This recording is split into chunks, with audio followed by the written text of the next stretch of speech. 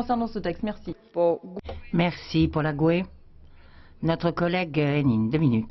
Merci Madame la Présidente. À vouloir tout réglementer en même temps, on en finit par rendre la réglementation incompréhensible, inefficace. Pouvait-on croire que les quads, vélos électriques, mini-motos, sidecar, motos de cross appartenaient vraiment à la même catégorie de véhicules? Évidemment non. Surtout si certains de ces véhicules sont de plus utilisés en dehors de ce pourquoi ils ont été créés.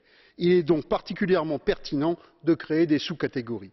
Ne prenons l'exemple que d'une catégorie d'engins à moteur. Les quads, comme les mini-motos ou les mini-quads, sont devenus en quelques années une véritable plaie des temps modernes, parce qu'utilisés par une minorité de leurs pilotes en dehors des sites dédiés, dans des conditions d'insécurité caractérisées. Ils sont venus dangereux pour les piétons, les cyclistes et les animaux, participent à de nombreuses dégradations.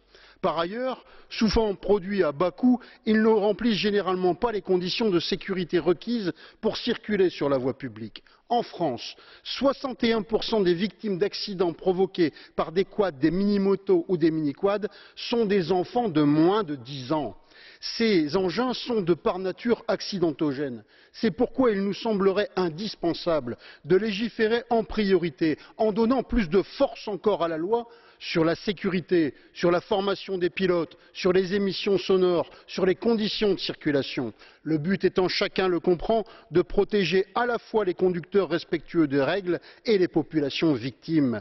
Il nous semblerait normal, par ailleurs, de définir un concept de sécurité renforcé européen et de recyclage obligatoire et surtout d'interdire toute importation ne répondant pas à ces concepts.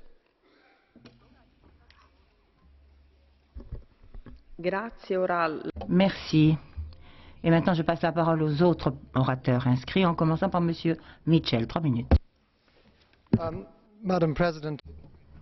Merci beaucoup, Madame le Président. Je tiens moi aussi à remercier nos rapporteurs, Monsieur Van de Camp et Monsieur Panzeri, pour leur rapport.